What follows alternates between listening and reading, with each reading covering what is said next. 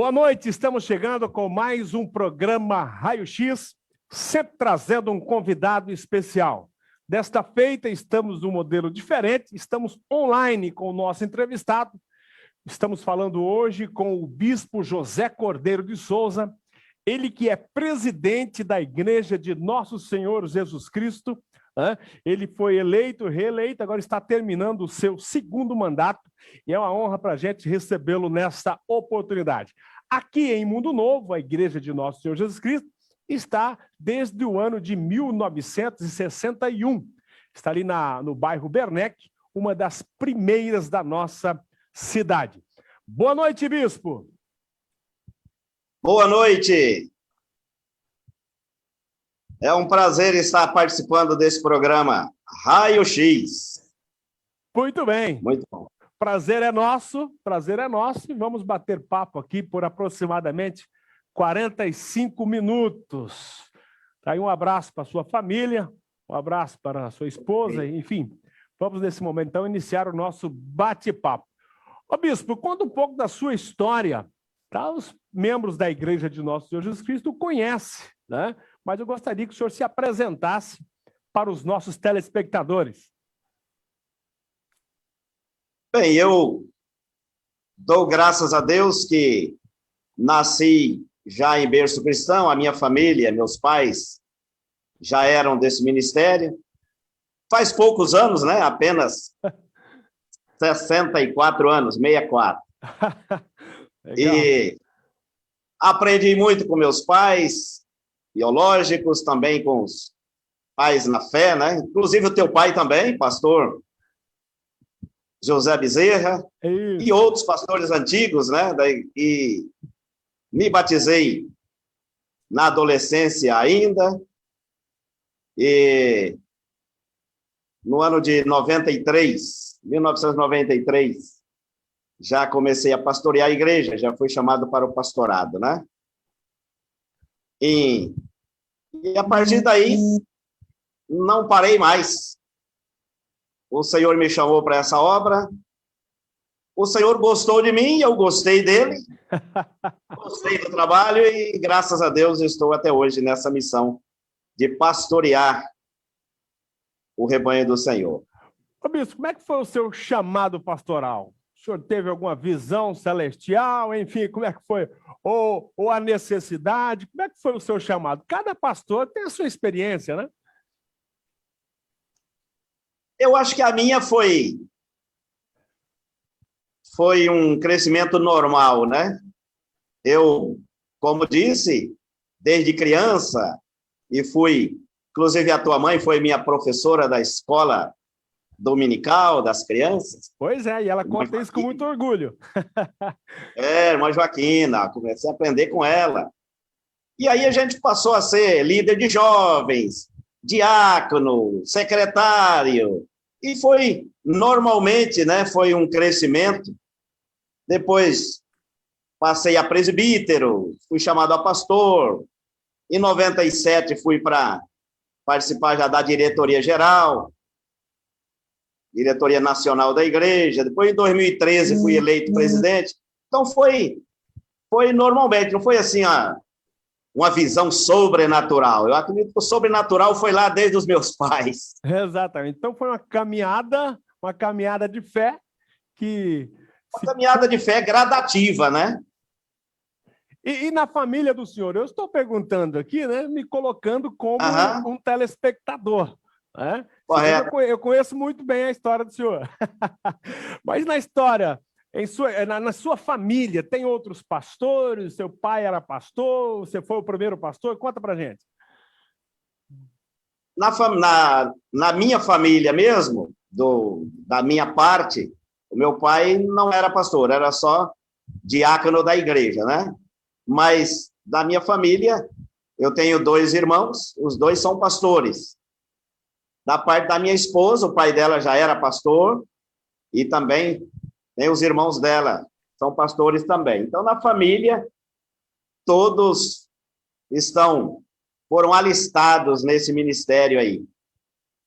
Tem a família toda, os meus filhos também, dou graças a Deus que todos firmes na igreja, Não quiseram, meus filhos não quiseram a caminhada pastoral, porque acharam meio difícil a caminhada, mas são firmes, graças a Deus, são firmes no Evangelho. Maravilha, bispo. É sempre dar um delay, né? Porque nós estamos à distância, né? Mas a conversa está fluindo normalmente. Bispo, o senhor hoje o senhor é casado, pai de quantos filhos? Já é avô? Conta para a gente um pouco da sua história familiar. Sim, sou casado desde 1982. Não sei quantos anos são, mas deve ser 39. 39, olha, não pode esquecer essas coisas, viu, bispo? 2022 vai ser 40, né? Isso. 39 anos de casado. Minha esposa é pastora também, pastora Cleonice. Tenho um casal de filhos. Meu filho Giliardi já é casado com a Dantiele. A minha filha Gisele é solteira ainda. E do meu filho eu tenho um neto, Davi. Está com 2 anos. E o mês que vem está nascendo o segundo neto, o Max. Uma família ainda pequena, mas promete muita coisa aí para frente. Mais um cordeirinho para Jesus?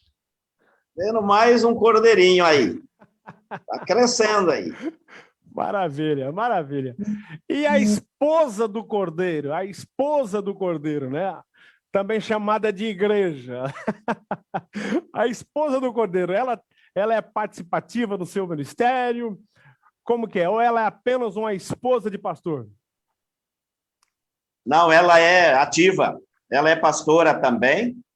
Ela auxilia aqui na igreja do bairro Guanandi, aqui em Campo Grande. Auxilia o pastor Lopar, pastor Paulo Sérgio. Ela atua mais na área de oração e intercessão com a igreja local aqui em Campo Grande, né? No meu pastorado aí geral, ela viajava comigo também, não muito igual eu, porque eu fazia durante esses 8 anos, só no último ano aí, por causa da pandemia, que deu uma diminuída, mas eu sempre fiz 2 viagens por mês, viagens longas, né? E ela ia, na maioria das vezes, ia uma vez por mês só. Mas sempre ativa aqui na igreja local e sempre apoiando o meu ministério também, como a família, os filhos também. Que bom, maravilha. O bispo, né? O bispo Cordeiro, José Cordeiro, mais conhecido aí nacionalmente como Bispo Cordeiro, daí porque eu disse que é a esposa do Cordeiro. Mas vamos lá. Foram aí 8 anos de trabalho, né? E o senhor já está chegando ao final deste mandato. Daqui a pouco nós vamos falar um pouco mais do teu trabalho, o que o senhor trouxe de inovação. Vamos falar também do novo presidente que já foi eleito e tomará posse nos próximos meses. Porém, agora vamos falar um pouco da história da igreja de Nosso Senhor Jesus Cristo. Informação que tenho que é a primeira igreja 100% nacional. É isso, bispo? A primeira igreja 100% nacional como? É porque as outras igrejas, por exemplo, a Assembleia de Deus, presbiterianas, todas vieram de fora, né? Ah, entendi isso, correto. Nascida em São Paulo, em 1936, né? Pastor Marcos, xará teu aí. Meu xará. Pastor Marcos Batista, e implantou esse ministério lá em 1936. Estaremos completando 85 anos agora no próximo mês, maio, 17 de maio. E durante essa caminhada toda, a igreja, não vamos dizer que cresceu assustadoramente, igual outros ministérios aí, mas cresceu muito bem. Nós estamos hoje com 89 igrejas no Brasil, e mais uma no Paraguai e uma no Peru, né? 89? A nossa igreja... Oi? 89, o senhor disse? Ou 189? Não, 189, desculpe. Eu falei 89 mesmo, mas é que eu confundi aí com 85 anos de ministério, mas 189. E mais uma no Paraguai e uma no Peru, né? Nós tivemos... Pois não, pode seguir, pode seguir. Pode seguir? Pode seguir, na com a história da igreja, não? Isso, vai, segue aí, pode seguir. O pastor Marcos Batista não ficou por muitos anos, vieram diversos depois da sua morte, mas o que marcou, ficou mais tempo na igreja foi o pastor Medeiros, que ficou até 1972. A igreja avançou bastante nos demais estados, né? Partindo de São Paulo, os demais estados brasileiros. E de 72 para cá, depois veio o vice-presidente, assumiu por pouco tempo, mas aí veio o bispo Orestes Rodrigues, ficou 12 anos pastoreando. Tínhamos um problema na imagem, mas o senhor pode continuar falando aí, né, que nós estamos ouvindo o senhor perfeitamente, enquanto o senhor tenta resolver para a gente. Acho que foi a questão da câmera aí, né?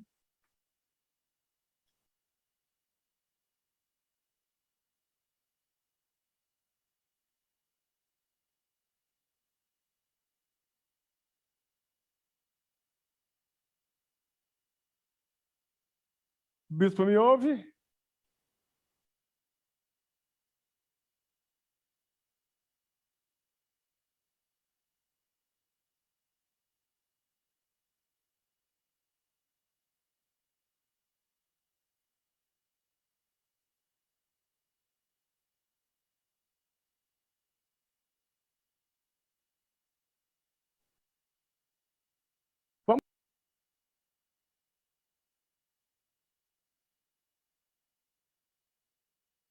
Vamos chamá-lo de novo, né?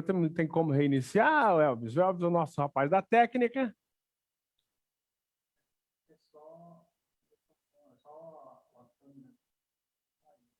É. Isso, pausa aí. Eu falar que o bispo Orestes deu uma continuidade no crescimento. Isso. Nós já estamos gravando ou não? Já estamos direto, já estamos gravando. Então, deu uma pausa aí. Isso. O bispo Orestes, então, assumiu, ou seja, após a morte do pastor Medeiros, assumiu o vice-presidente Manuel Zip por pouco tempo. Depois o bispo Orestes ficou 12 anos, deu continuidade nesse crescimento aí. Após ele veio o bispo Eugênio Rocha e deu uma abertura na área de dons espirituais, dízimos e também na autonomia das igrejas quanto à liturgia de cultos. E a igreja continuou avançando, né?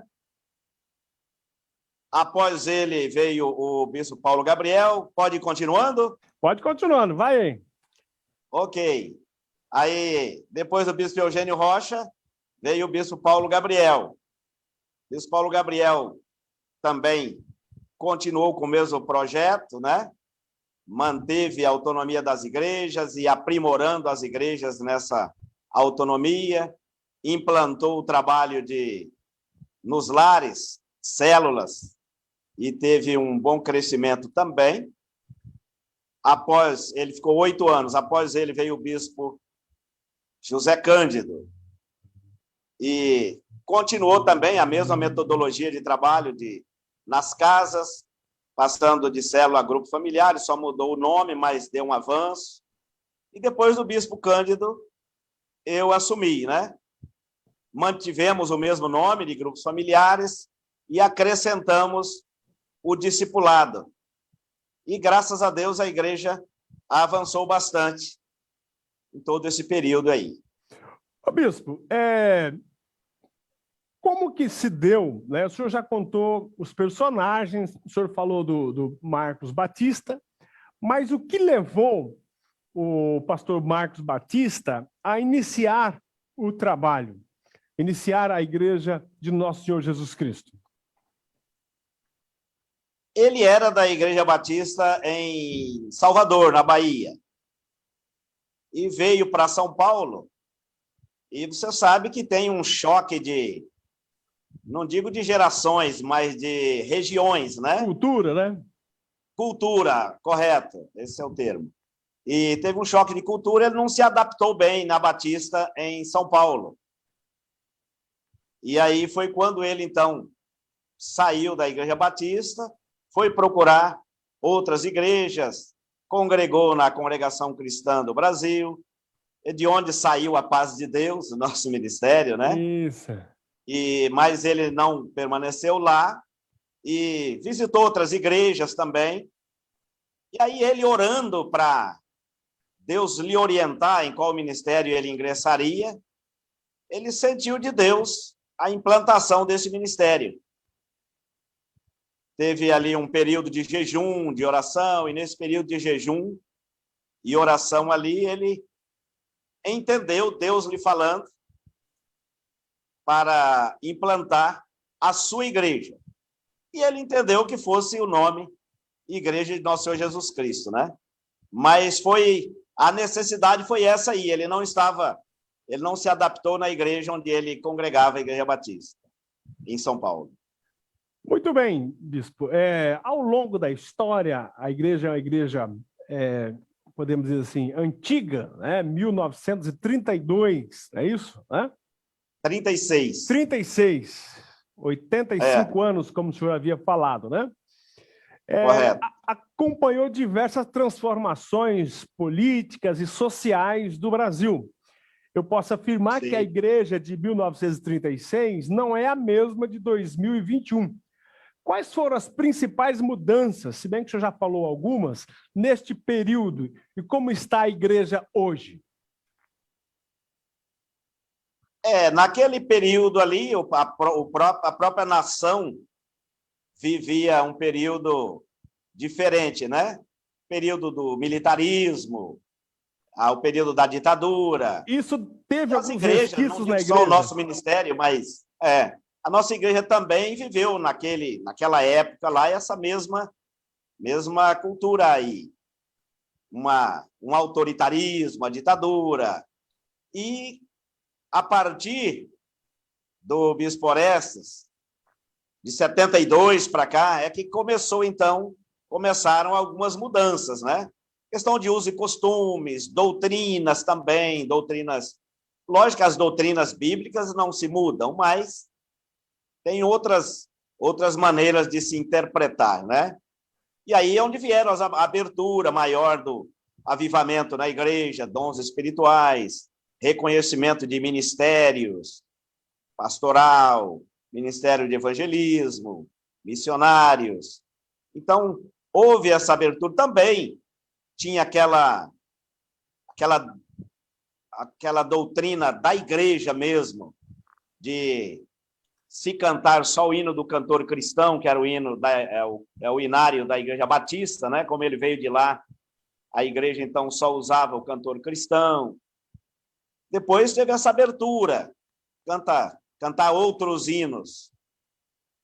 E, no geral, teve uma abertura muito boa. Eu tenho como uma abertura muito boa. O senhor participou de grande parte dessa história.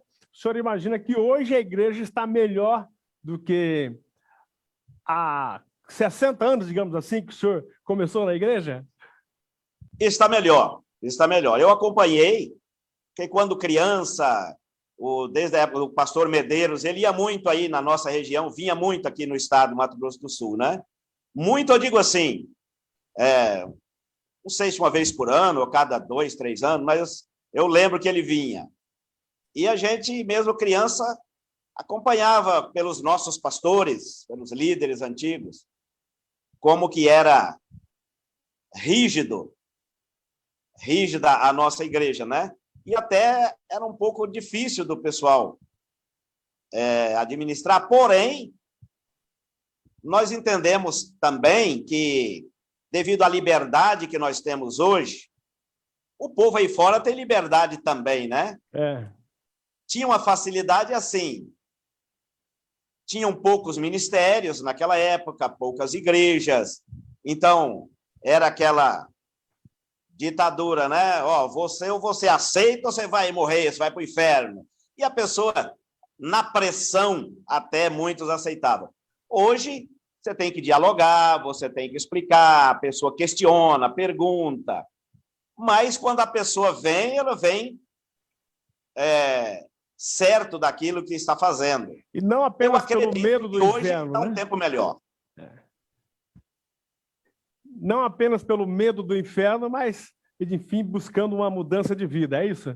Uma mudança de vida, não é só o medo de ir para o inferno, é viver o céu já hoje, né? Viver a presença de Deus hoje em nossa casa e na nossa vida. Maravilha. Ô, bispo, como que é a formação, a organização da igreja, começando aí pela diretoria geral? Como é que é formada? Porque a nossa igreja aqui em Mundo Novo, ela é bastante antiga, né? Mas muitas das vezes as pessoas não entendem como que é a parte organizacional da igreja, e não é sempre que a gente tem a oportunidade de estar falando com o presidente dela, né? A nível nacional e internacional. Explica para a gente como é que ela funciona. Nós temos a diretoria geral, né, que é composta de 9 diretores, onde temos lá o presidente, temos o vice-presidente, secretário executivo, secretário-geral, e temos o tesoureiro, os diretores também, né? Diretor de Assistência Social, de Educação, Missões, Patrimônio. E essa diretoria, então, nós somos um CNPJ único, né? As Brasil demais inteiro igrejas... um CNPJ. Hã? Brasil inteiro um CNPJ. Brasil inteiro um CNPJ. Então, eu sou o pastor titular da igreja, o pastor presidente desse CNPJ. Então, as demais são filiais. Então, essa diretoria se responsabiliza pela administração da igreja geral, Brasil e internacional. Aí tem as filiais e temos as regiões. Somos divididos em 23 regiões, onde tem os bispos. Então, nós da diretoria geral trabalhamos com esses bispos nas regiões, eles trabalham com os seus pastores locais, uma média de 7 igrejas, 7 pastores cada região, e aí os pastores com a sua igreja local. Aí, dentro da administração local, existe também um modelo, ou cada pastor vai conduzir mediante a sua visão? Não. O modelo que nós temos para a diretoria geral, estatutariamente, essa composição que eu falei da diretoria, desses 9 diretores, também ele se estende para as regiões, onde o diretor regional tem a sua mesma diretoria, e na igreja local a mesma coisa. Então, aí tem o pastor presidente, que é o pastor local, o vice-presidente, que é chamado de copastor, e tem a mesma diretoria, que aí que rege como uma extensão da regional e da geral, né? Muito bem. O bispo, o senhor foi presidente da igreja, ainda é o presidente, né? Mas o mandato do senhor começou há 8 anos e estará sendo concluído agora nos próximos meses, né? Eu gostaria de perguntar para o senhor como que estava a igreja, né? Eu sei que o senhor é uma pessoa que reconhece o trabalho dos seus antecessores, mas a fim de expor a sua administração, né, e falar sobre ela, como que ela estava e como que o senhor está entregando hoje algumas mudanças que o senhor considera especial. O que eu vi, a necessidade quando assumi e elaborei o meu plano de trabalho para exercer, a igreja estava bem, as igrejas estavam crescendo, estavam bem. O que estava havendo uma necessidade maior era de uma integração, uma aproximação da diretoria com as igrejas locais. Os presidentes já tinham um método de trabalho deles trabalharem com os concílios regionais. Então, eles iam nas regiões e trabalhavam direto com os pastores.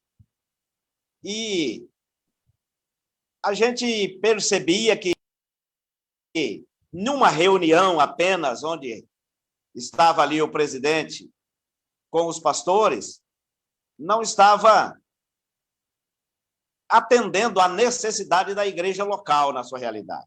Então, eu coloquei um projeto de estar conhecendo essas igrejas nas localidades, onde eu estaria em todas as igrejas, pelo menos uma vez por ano, e eu corri bastante, viajei muito, graças a Deus me deu saúde e condições para viajar. O senhor foi em todas as igrejas? Fui em todas elas uma vez por ano. E tive a oportunidade de conhecer as realidades locais de cada pastor, das suas famílias, dormindo ali na casa do pastor, alimentando com eles, cultuando na igreja local, conhecendo a sua liderança.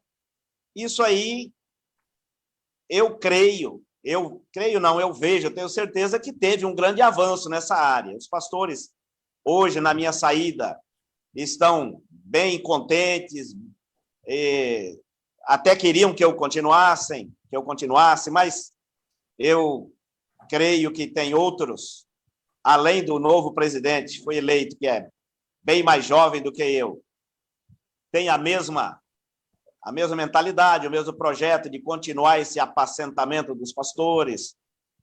E essa abertura aí, ou seja, esse trabalho aí de estar nas localidades, não apenas administrar da igreja sede, isso aí eu creio que favoreceu bem o crescimento da igreja também, porque o pastor indo bem e ele tendo essa facilidade em se comunicar, automaticamente a igreja melhora no seu ambiente local e proporciona um crescimento melhor também, né?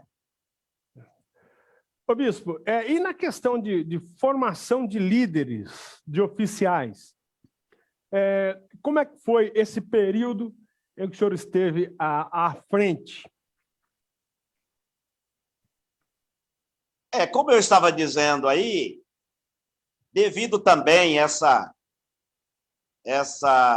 não digo ausência, mas esse pouco conhecimento das igrejas locais, então a diretoria também não tinha um conhecimento geral dos talentos que nós tínhamos nessas igrejas locais, que nós já tínhamos, né, e temos.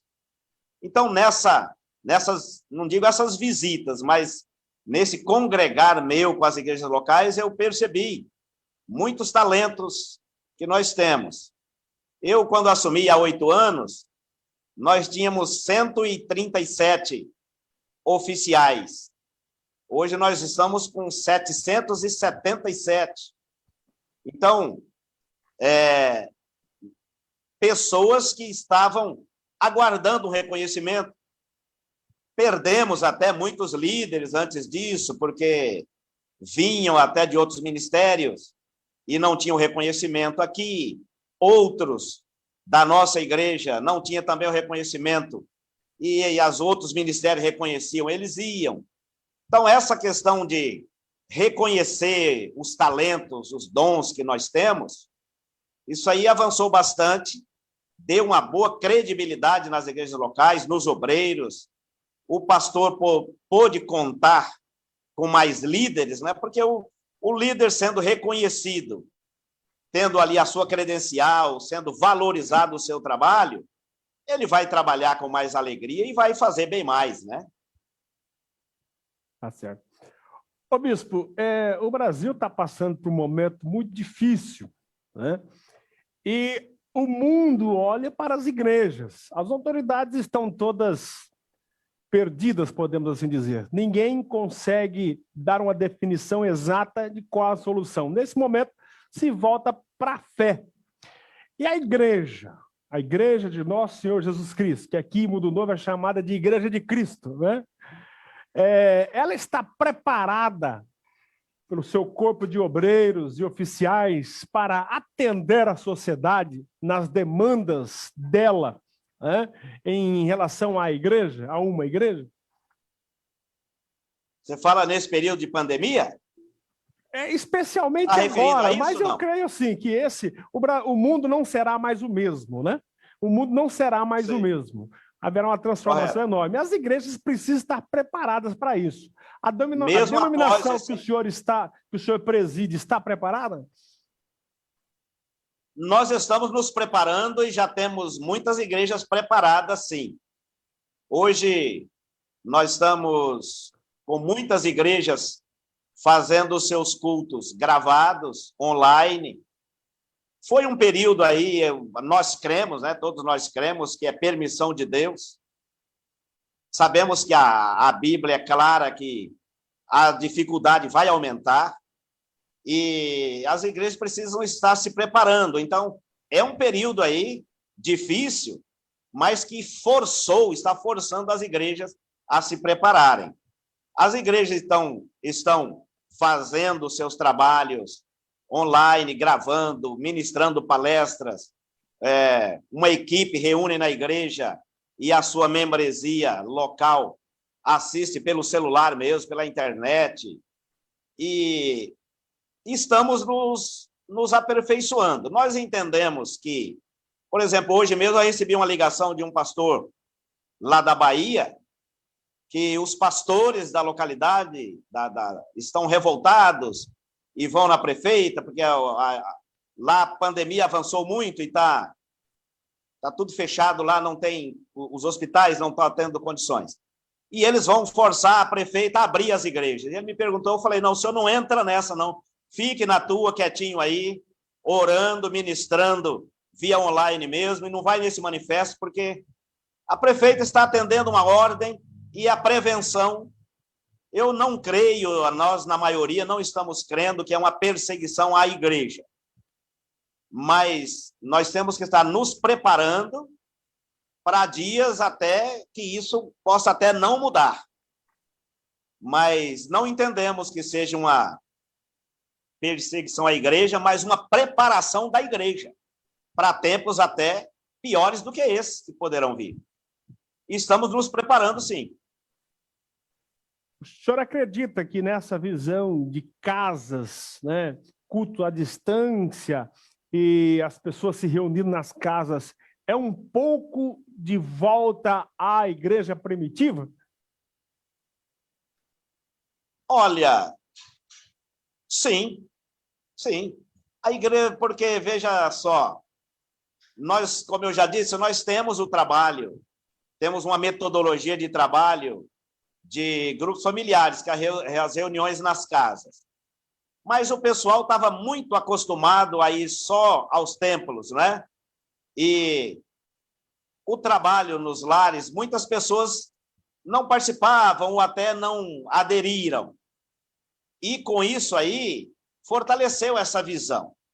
Então, as igrejas nas casas, hoje, o povo está adorando em casa, o povo está participando dos cultos nas casas, e como você disse aí, no tempo primitivo, não existiam os templos, né?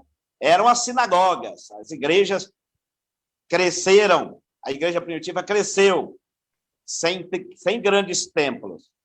A nossa igreja mesmo, denominação, e outros ministérios também, sempre quando começou nas casas, parece que crescia, e quando foi para o templo, dava uma parada no templo. Quando nós começamos os grupos familiares, foi com a visão do quê? De manter o trabalho nos templos e nas casas. Então, esse período aí, eu acredito que força mais o povo a entender a necessidade de ter os trabalhos nos lares, como era antigamente mesmo, antes de existirem os templos.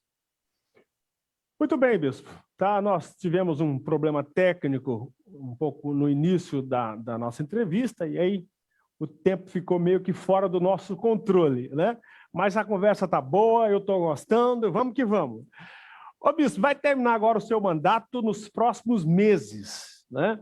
Gostaria que o senhor dissesse para a gente qual vai ser o exato dia que vai terminar o seu mandato, e já aproveitando, qual a expectativa do senhor para os próximos 4 anos da nova administração?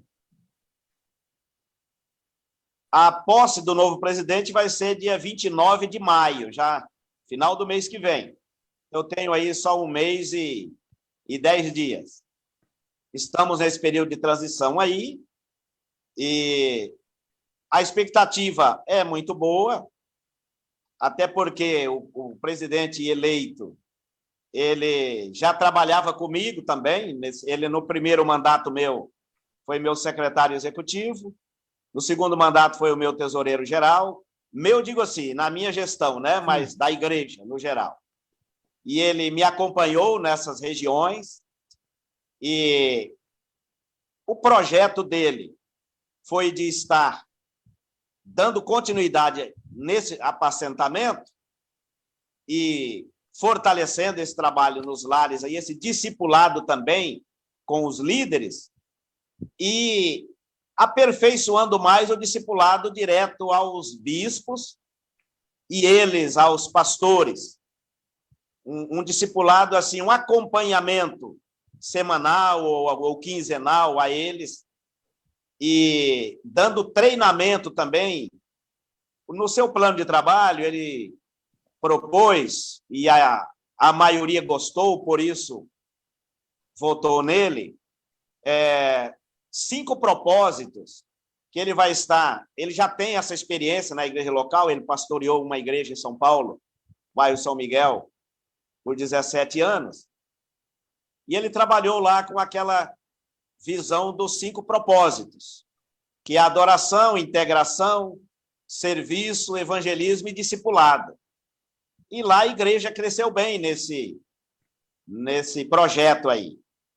Então, ele vai expandir, foi isso que ele propôs a todos os oficiais da igreja, vai estar, então, se colocando à disposição, e vai ter uma equipe, cada propósito desse com um pastor responsável, onde vai estar realizando simpósios, seminários, palestras de treinamento. Como nós já dissemos, nós temos hoje bastante oficiais, temos 777, e esses oficiais estão precisando hoje de um treinamento melhor. Nós reconhecemos isso. Estão com vontade de trabalhar, já estão trabalhando, mas esse projeto dele de levar esse treinamento, esses seminários nas regiões, para treinar esses líderes nas regiões e nas igrejas locais, vai dar um avanço maior. Então, nós estamos com uma expectativa boa, os pastores estão esperançosos, esses oficiais que são distribuídos em pastores, presbíteros, evangelistas e missionários, eles estão todos nas expectativas de receber esse treinamento desses 5 propósitos aí, esses 5 pilares, para trabalharem na igreja local e fortalecendo a igreja nos lares também, e esse discipulado, como eu disse aí, um acompanhamento de perto, digamos assim, pela internet mesmo, né? Por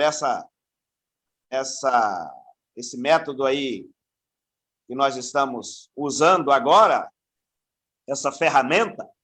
Então, vai estar dando esse acompanhamento aos diretores regionais, aos pastores, e esse treinamento aí.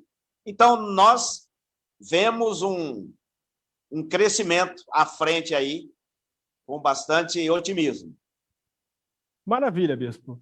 Ô, bispo, o senhor disse que ele foi seu secretário executivo, tesoureiro, né? E agora ele será o presidente. Talvez haverá uma continuidade, né? Mas qual seria a principal diferença da gestão do senhor com a do seu sucessor, que é o bispo Scarpim? Principal diferença? Qual seria a principal diferença? Isso. Eu acredito que será mesmo essa implantação desses 5 propósitos aí, desses 5 pilares da igreja. Porque ele vai estar usando esses oficiais que temos hoje. Por exemplo, nós temos evangelistas e os missionários que, às vezes, lá na igreja local, eles se confundem na tarefa deles, né? Quando, nesse treinamento aí, vai estar cada um sendo direcionado para um trabalho. Então, eu acho que a diferença vai ser mais aí, nessa capacitação que vai estar dando e um direcionamento para eles. né? Os missionários vão trabalhar mais na parte do discipulado individual na igreja local. Os evangelistas vão estar trabalhando mais na área em massa, área pública, né? Os presbíteros trabalhando mais na parte administrativa local, junto com o pastor e o pastor. Então, o que eu creio que vai dar, a diferença que vai dar aí vai ser essa capacitação mesmo. Maravilha, bispo. Muito bem explanado aí pelo senhor. Ô, bispo, o nosso tempo não nos espera. Eu gostaria de deixar o senhor à vontade para trazer uma meditação, uma reflexão para os nossos telespectadores, né? Aí o senhor fique à vontade, porque eu creio que todos necessitamos de uma palavra inspirada, de uma palavra vinda de Deus, nesse momento tão difícil pelo qual estamos passando. Amém.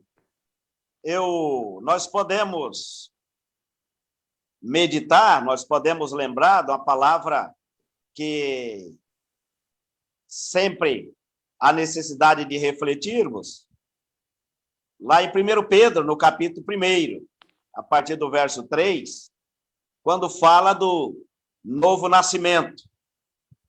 E o que nós hoje precisamos estar meditando que somos novas criaturas, pessoas transformadas, nascidas de novo, quando o apóstolo Pedro nos escreve ali que fomos regenerados ou regerados através da ressurreição do Senhor Jesus.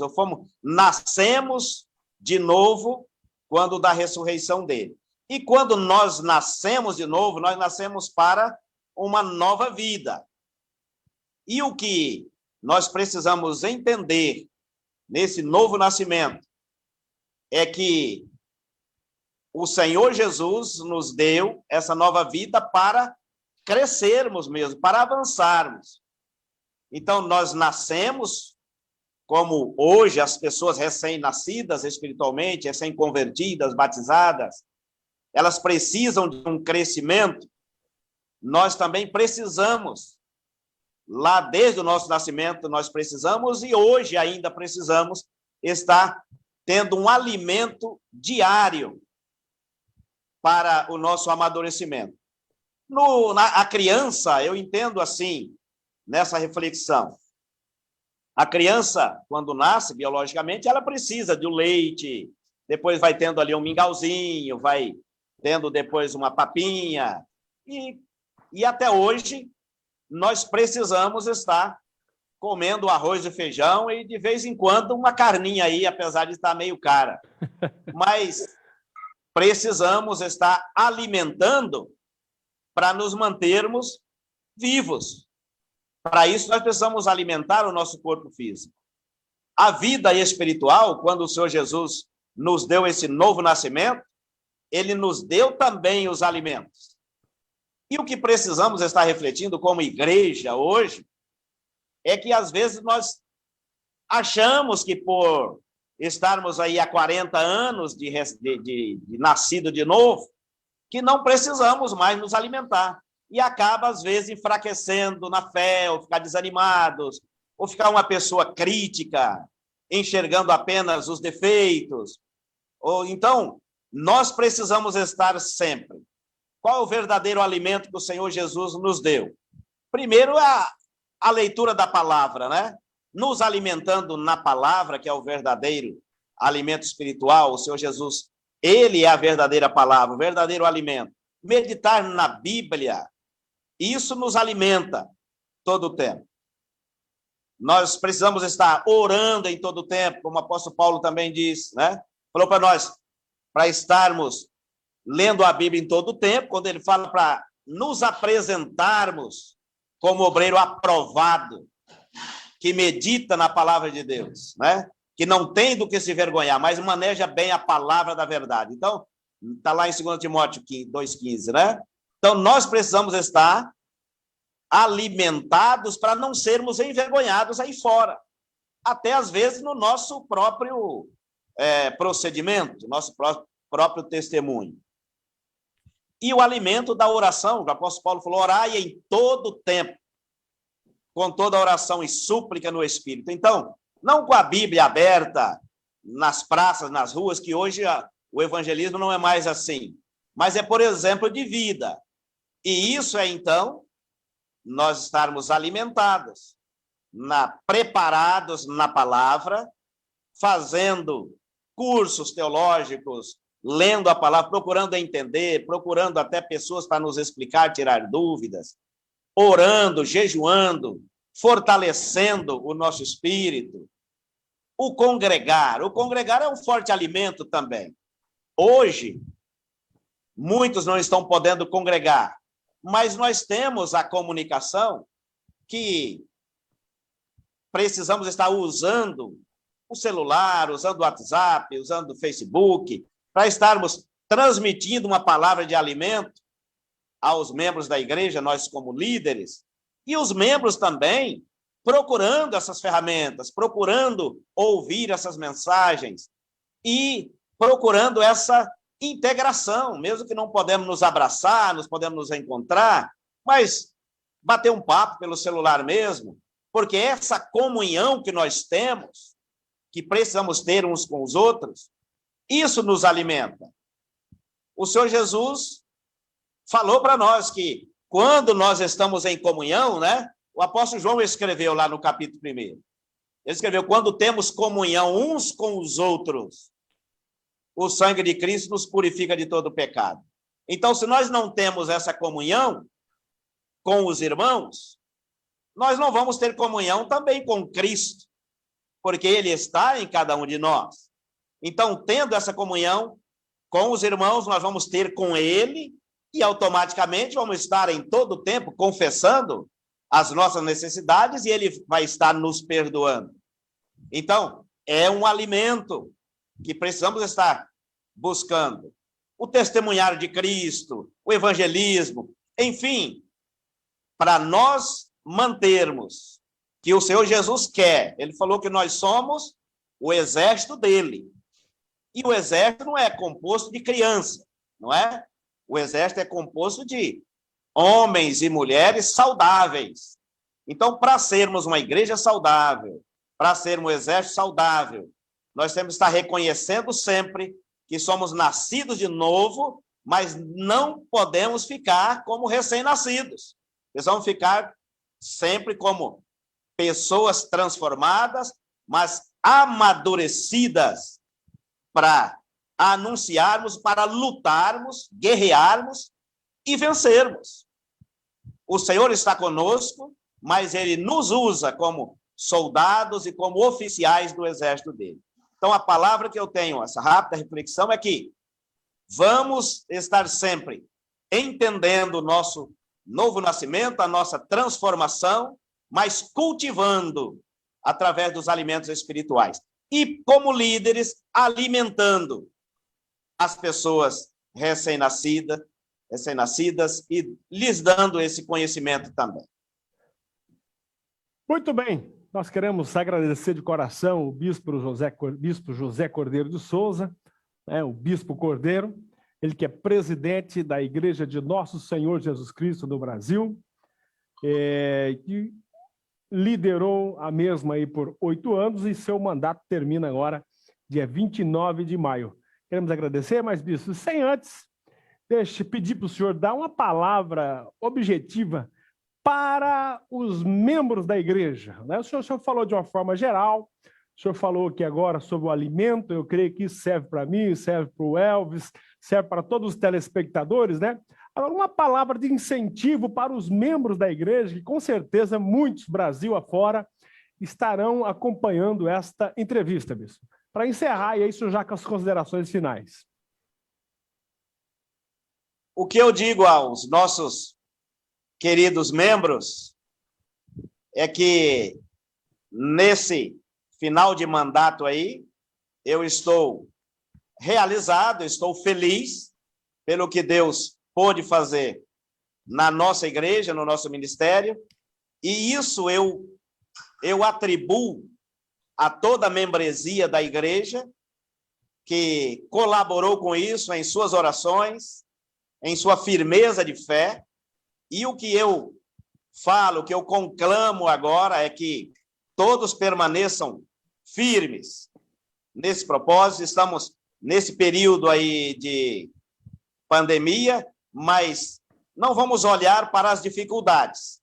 Dificuldades sempre vão vir, de uma maneira ou de outra, mas vamos olhar sempre para o Senhor Jesus. Nós, como eu já disse, somos o exército do Senhor, e acima de nós temos ainda o exército celestial. Vamos olhar sempre para as promessas dele, e que vocês todos, homens e mulheres, continuem firmes. Estarei firme com vocês também, todos os pastores. Vamos estar aí dando as mãos ao nosso novo presidente, a nova diretoria que será empossada dia 29 de maio. E, independente de quem seja o presidente, o principal é que o nosso líder maior é o Senhor Jesus Cristo, e espera de cada um de nós, de cada um de vocês, firmeza de fé, confiança, que mesmo diante dessa dificuldade que estamos passando, ele está presente na nossa vida, no nosso coração, na sua casa aí, na sua família, no seu lar. Então, continue aí. Se você não está podendo congregar, mas o Senhor está com você aí no seu lar, está na sua igreja local. E o que eu falo a todos vocês, continuem firmes. Foi muito bom esse tempo que eu estive como presidente, e continuará bom, porque vou continuar como pastor, vou continuar como servo do Senhor, amando a todos vocês e me colocando à disposição para estar, e sempre estarei orando por todos vocês. Lembro do nome e da fisionomia de todos os oficiais e de muitos membros locais. E nas minhas orações vou estar sempre orando por vocês. Continue orando por mim, pela minha família, como já disse, pela nova administração da igreja. Mas ore por você. Você estando orando por você, firmando a tua fé no Senhor Jesus, a igreja local vai estar firme e a igreja em modo geral também. É a palavra que eu digo a você. Em nome do Senhor Jesus, vamos continuar firmes nesse propósito. Até a sua volta ou até a nossa ida? Obrigado, bispo. Eu que agradeço pela oportunidade. Muito obrigado ao senhor ter despendido aí um tempo para estar conosco. Obrigado ao Elvis, que está ali manipulando os botões da TV Tribuna. Obrigado à nossa direção, ao Jairo, enfim, a toda a equipe. E obrigado a você, caro telespectador. Estaremos de volta, se Deus quiser, na próxima terça-feira, como sempre, com uma entrevista especial. Um grande abraço. Tchau, tchau.